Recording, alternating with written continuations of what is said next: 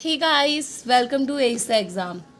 आज हम पढ़ेंगे consumer equilibrium in difference curve analysis. ठीक है, ये चैप्टर 4 है। चलो स्टार्ट करते हैं। ठीक है, सबसे पहले है assumptions of IC analyse of the consumer equilibrium. कुछ अजम्पशंस है हमारे आईसी पता है ना आप लोगों को, इंडिफरेंस कर्व। ठीक है, आईसी है इंडिफरेंस कर्व। ठीक है, उसके कुछ अजम्पशंस हैं उसके इक्विलिब्रियम के। ठीक है, तो स्टार्ट करते हैं। Money income of the consumer is given and does not change. ठीक है, मनी और इनकम होता है वो कंज्यूमर का, वो गिवन होता है और वो चेंज नहीं होता है। The consumer spend his income on two goods which are substitute to each other. और जो कंज्यूमर है वो अपना जो इनकम है दो गुड्स पे स्पेंड करता है जो एक दूसरे को सब्सटीट्यूट करते हैं। मतलब कि गुड एक्स को लेंगे तो गुड वाई जो होगा वो सेक्रीफाइस होगा। ठीक है, तो इसलिए ये मतलब एक्स वाई को सब्सटीट्यूट कर रहा है और वाई एक्स को सब्सटीट्यूट कर रहा है। तो दो गुड्स ऐसे लेंगे जो एक दूसरे को सब्सटीट्यूट कर रहे हैं। The consumer preference for two good is well defined. उनका प्रेफरेंस जो होता है टू गुड्स का वो एकदम डिफाइंड होता है। Generally speaking is in intensity of desire for good will be increase when he has less of it.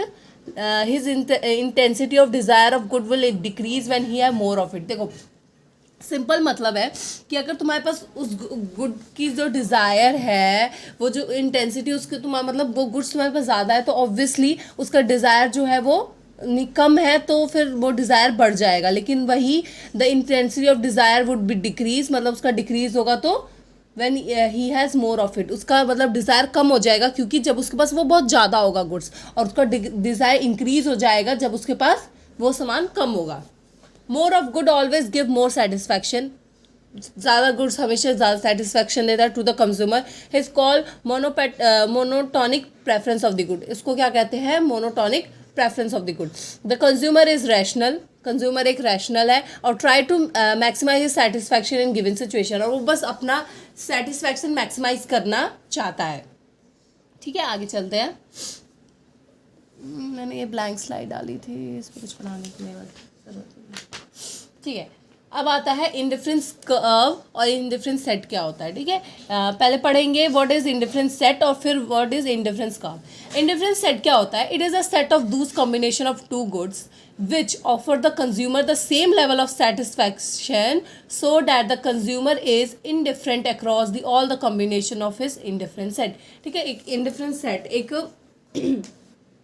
Set है जिसमें क्या होता है, ये दो गुड्स के कॉम्बिनेशन दिखाता है और जो कंज्यूमर होता है ना उसको सेम लेवल ऑफ सेटिस्फैक्शन देते हैं हर गुड्स में, सो डैट द वो इनडिफरेंट हो। जो गुड्स है ना सारे कॉम्बिनेशन ऑफ गुड्स में वो एक इनडिफरेंट हो सब में। ठीक है, इंडिफरेंस कर्व क्या होता है? ये एक डायग्रामेटिक प्रेजेंटेशन है इंडिफरेंस सेट का। Is a diagrammatic presentation of indifference set of the consumer locus all the points shows different combination। और वो क्या बताता है? दो गुड्स के कॉम्बिनेशन का शो करता है। ठीक है, दो goods offering the same level of satisfaction to the consumer. ठीक है, जो भी इंडिफरेंस सेट में जो उसका टेबल, ये एक टेबलर प्रेजेंटेशन है, मतलब टेबल में बताएंगे और ये उसी का डायग्राम होता है कि ये डायग्राम है। ठीक है, तो ये फ़र्क होता है दोनों में। ठीक है, आगे चलते हैं। उसके बाद प्रॉपर्टीज ऑफ इंडिफरेंस कर्व। ठीक है, अब बहुत इंपॉर्टेंट है ये टॉपिक, बहुत इंपॉर्टेंट है, इसको ध्यान से देखना। ठीक है, ये बहुत इंपॉर्टेंट है। प्रॉपर्टीज ऑफ इंडिफरेंस, इस पे क्वेश्चन ज़रूर आता है पेपर में। प्रॉपर्टीज ऑफ इंडिफरेंस कर्व में क्या होता है? आईसी पहला ये है पहला आईसी स्लोप्स डाउनवर्ड। जो आईसी होता है ना, इंडिफरेंस कर्व का जो स्लोप होता है वो हमेशा डाउनवर्ड होता है। ठीक है, डाउनवर्ड स्लोप का मतलब मैंने पिछले वीडियो में भी बताया था, पिछले चैप्टर में भी हमने पढ़ा था कि डाउनवर्ड स्लोप का क्या मतलब होता है। डाउनवर्ड स्लोप का मतलब ये होता है कि हम एक गुड को सेक्रीफाइस कर रहे हैं दूसरे गुड के लिए। ठीक है, देखो I see slope downward from left to right, it means it have negative slope. Left to right है, लेफ्ट से राइट जा रहा है, मतलब इसका मतलब क्या है कि ये एक नेगेटिव स्लोप है.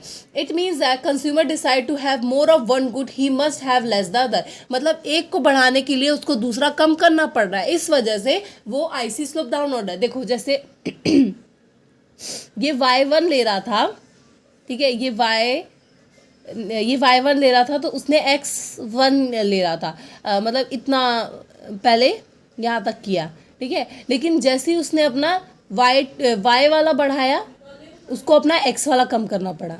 पहले y वाला था तो फिर x वाला ज़्यादा था, अब y बढ़ाया, उसको x वाला कम करना पड़ा, ठीक है. तो इसमें क्या हुआ कि एक्स सैक्रिफाइस हुआ वाई के बदले, ठीक है. समझ आ रहा है ना. जो भी अगर किसी का भी नेगेटिव स्लोप है फ्रॉम लेफ्ट टू राइट, मतलब वो एक नेगेटिव स्लोप है, और उसका मतलब ये होता है कि एक सैक्रिफाइस हो रहा है दूसरे के लिए, ठीक है. इसका मतलब ये होता है. आगे चलते हैं. IC is convex to the origin. IC क्या है? कन्वेक्स टू द ओरिजिन है. मतलब तुमने देखा ना अभी पिछले वीडियो में, जो IC का जो वीडियो था वो कैसे बना हुआ था, ऐसे था कि ऐसे था, ऐसे था, ठीक है.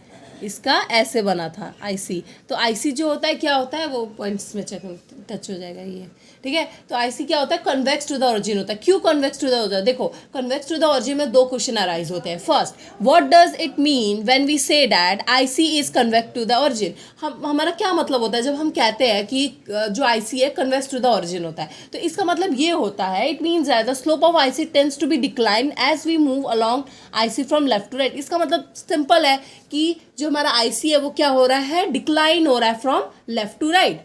अब दूसरा क्वेश्चन ये अराइज होता है कि why should slope IC decline, और IC का स्लोप डाउनवर्ड होता ही क्यों है?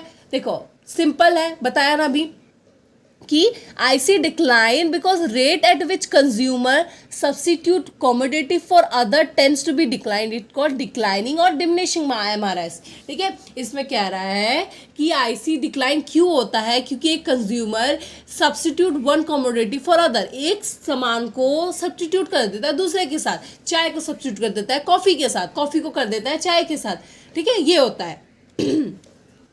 तो इस वजह से जो IC का जो स्लोप होता है वो क्या हो जाता है? डाउनवर्ड हो जाता है. और इसको क्या कहते हैं? डिक्लाइनिंग और डिमिनिशिंग MRS. MRS क्या होता है? MRS होता है मार्जिनल. MRS क्या होता है? Marginal rate of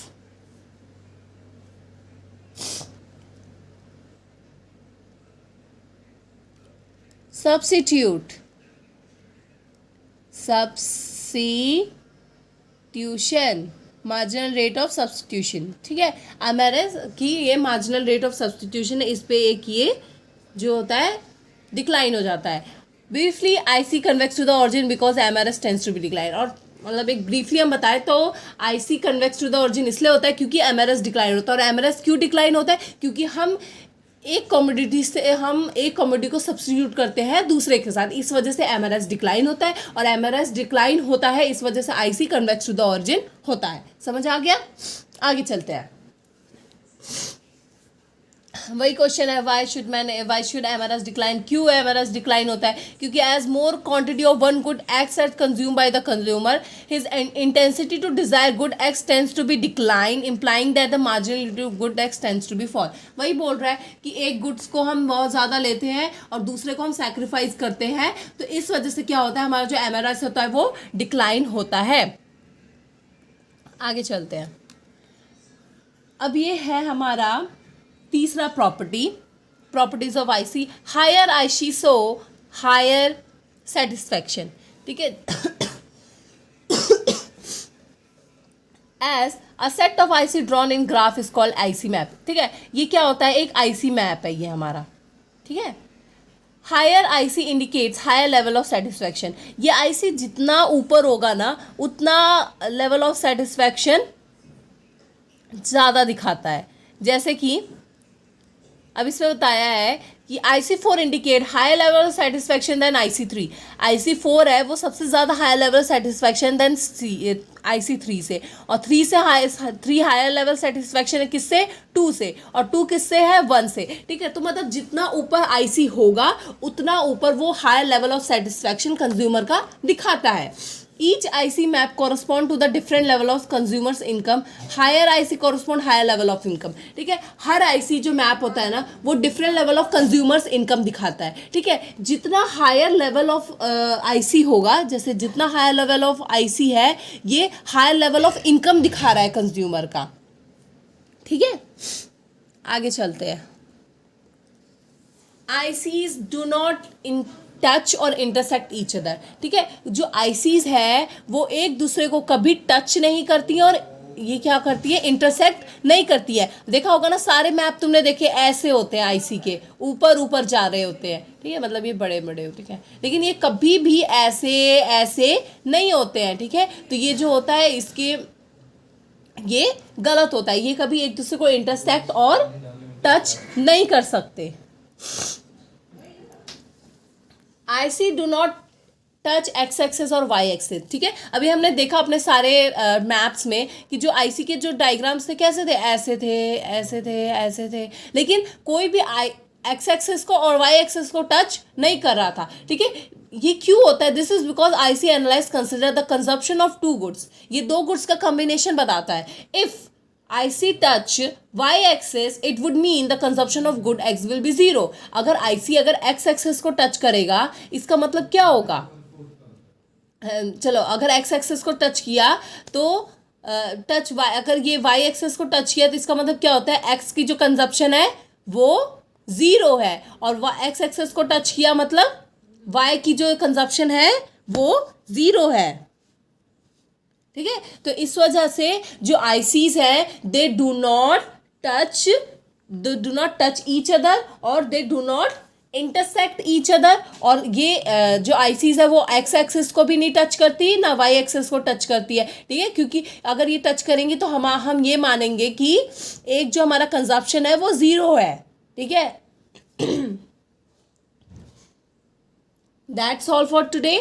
Thank you for watching. Stay connected and I will catch you in next one.